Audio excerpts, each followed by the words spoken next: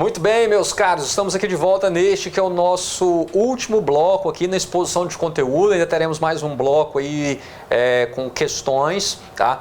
Mas vamos lá, olha só. Falaremos agora do fator proclítico. O que é o fator proclítico? Nós já vimos nos blocos anteriores que a regra geral é fazermos a ênclise, e a mesóclise quando o verbo está no futuro. Agora, a próclise ela será feita sempre que nós tivermos o chamado fator proclítico. É um fator que servirá como um atrativo, como um ímã para o pronome. Ele vai puxar então o pronome para antes do verbo. E quais são esses fatores proclíticos? Eu quero que vocês fiquem atentos a eles, tá? São as palavras de sentido negativo, os advérbios, os pronomes relativos, indefinidos, demonstrativos, tá? Interrogativos, beleza?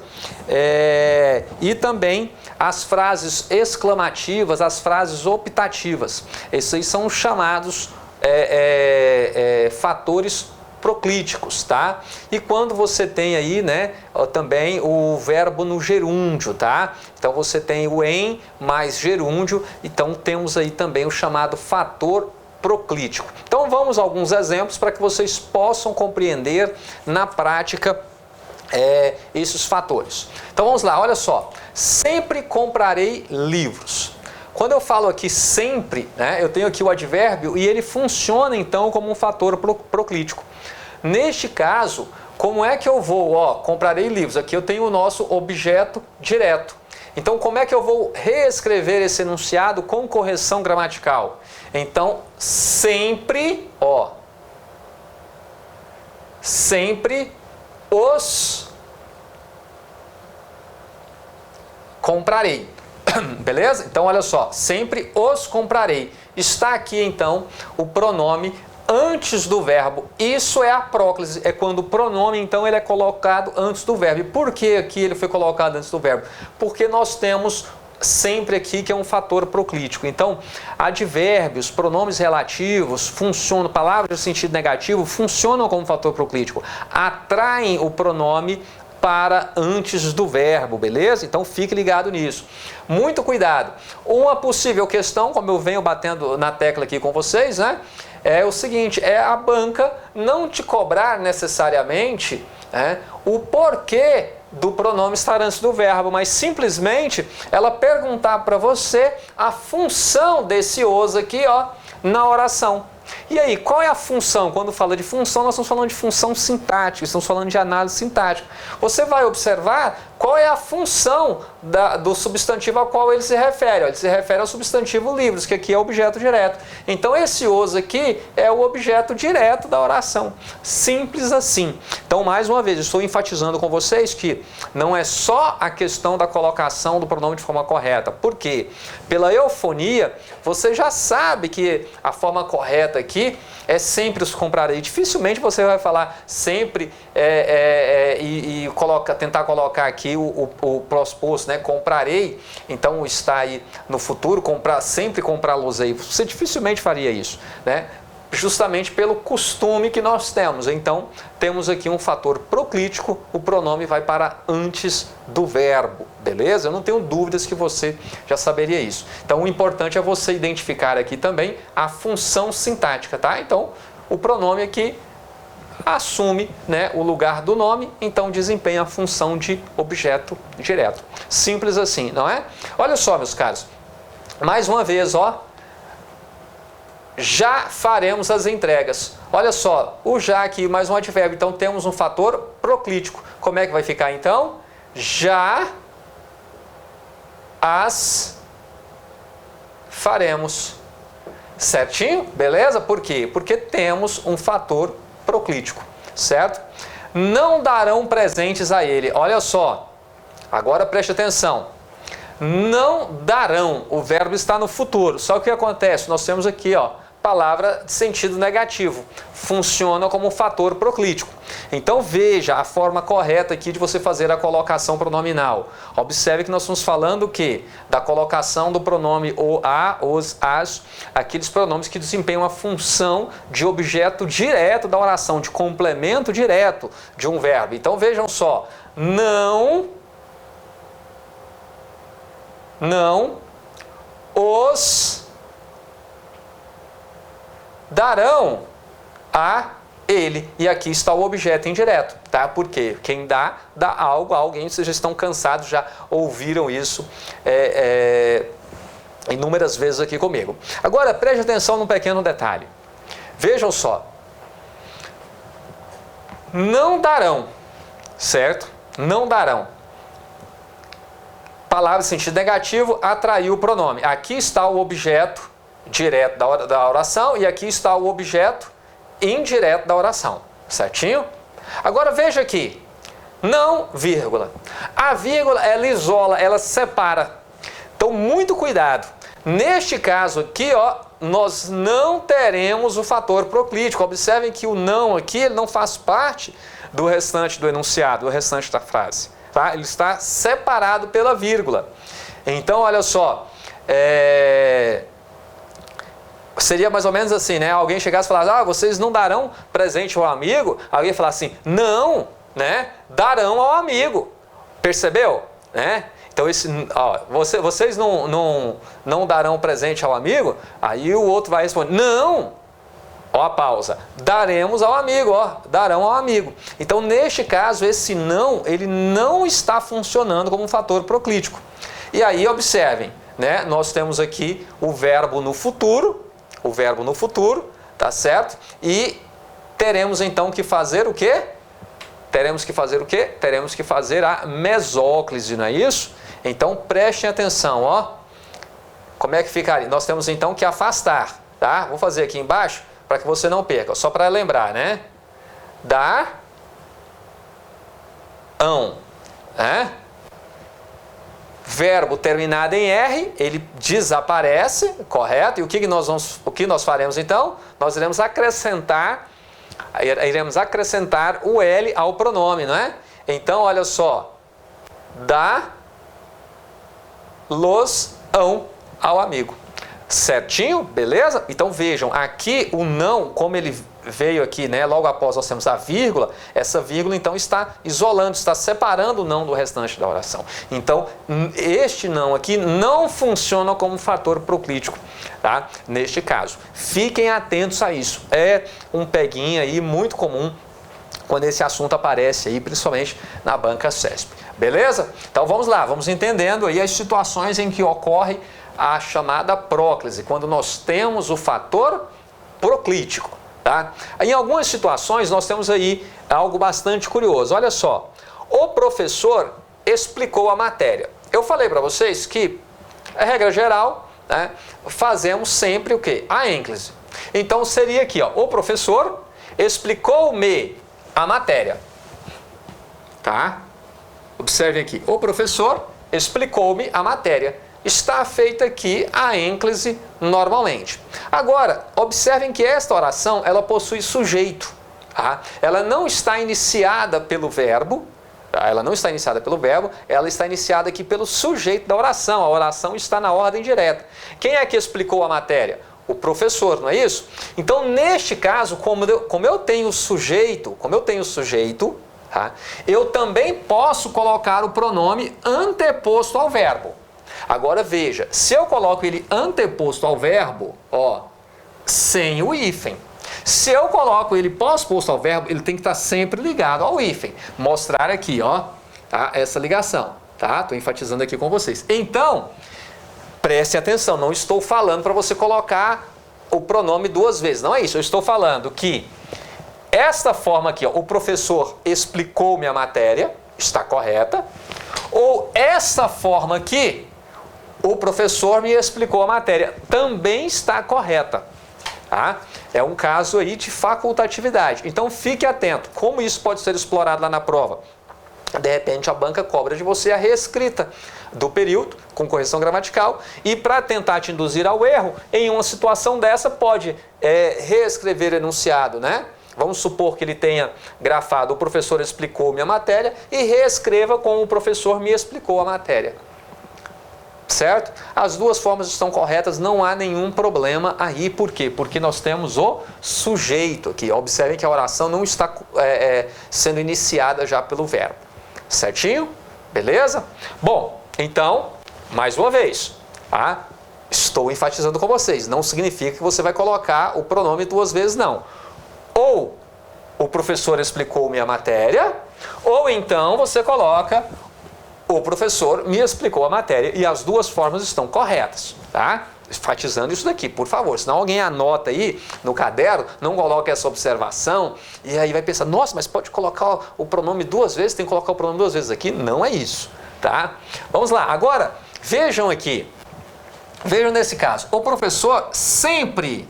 Opa, apareceu aqui um fator proclítico. Neste caso, eu não posso fazer o quê? A ênclise. Agora aqui nós somos obrigados a fazer a próclise. Então o professor sempre me explicou a matéria. Certinho? Porque eu tenho aqui o chamado fator proclítico. Tá? Ou ainda, se eu tivesse falado aqui, né? O professor não me explicou a matéria. Porque não fator proclítico. Então o pronome estaria antes do verbo. Tá? Eu não poderia falar assim, o professor não explicou minha matéria. Observe que prejudica até a eufonia, né? O professor não explicou minha matéria. Beleza? Agora olha só, o cursinho, estuda em um cursinho que, olha aqui o pronome relativo. Quem é que oferece bons materiais? Não é o cursinho? Então esse aqui ó, é um pronome relativo. Tá? Então o pronome relativo funciona também como um fator proclítico. Então, estudem um cursinho que me oferece bons materiais, tá? Pronomes relativos também funcionam, então, como fator proclítico. Olha só, outra situação, ninguém é um pronome, não é? Um pronome indefinido. Então, pronome indefinido também funciona como fator proclítico. Olha só, ninguém me entregou os livros, tá? Neste caso, não poderia falar ninguém entregou-me os livros. Não, é ninguém me entregou, porque tenho aqui ninguém, pronome indefinido, funcionando então como fator proclítico. Olha só, quando, ó, o quando aqui, ó, a conjunção também, tá? Quando perguntam sobre literatura, então funcionando também como fator proclítico. Tá? E não você não vai falar quando perguntam-me, mas sim quando me perguntam sobre literatura. Certinho? Olha só, frase exclamativa. Frase exclamativa, frases optativas ou interrogativas, tá? Ela também atrai o pronome para antes do verbo. Também funciona aqui como fator proclítico. Olha só, quanto me iludi com essa gente, tá? Então, quanto me iludi com essa gente, e não quanto iludi-me com essa gente. Até soa mal, né? Olha aí, né? Há o prejuízo. Ó, quando... E aí, quando pedirás perdão? Quando me pedirás ou quando... Ixi, olha aí o prejuízo, olha aí o bom som sendo prejudicado. Então, é quando me pedirás, né? Então, temos aí uma frase interrogativa, né? O pronome interrogativo, então... quando me pedirás, funcionará aí também como fator proclítico. E aqui, ó, em mais gerúndio, tá? Em se tratando, tá? Deixa eu corrigir aqui. Em se tratando. Em se tratando, ó. Então, em mais verbo no gerúndio, também funciona como fator proclítico, certo? Em se tratando, e não em tratando-se. Beleza? Então, aqui estão as situações, tá, em que você terá que fazer a próclise. Então, é quando nós temos os chamados ali fatores proclíticos, né? Quando você tem ali advérbios, quando você tem palavras de sentido negativo, quando você tem pronomes relativos, pronomes interrogativos, tá? Conjunções subordinativas, frases interrogativas, frases exclamativas, frases optativas e quando você tem em mais gerúndio, tá certo? Então, nesses casos, você deverá fazer a próclise. Tudo bem? No material de apoio aí da nossa aula, nós temos, né, todas essas observações, temos até mais alguns exemplos para que você possa fixar bem este conteúdo, certinho? Bom, para dar sequência aqui e finalizar esse tópico com vocês, eu vou só apagar aqui o quadro e lançar as próximas questões, tá? Para finalizarmos a abordagem de colocação pronominal.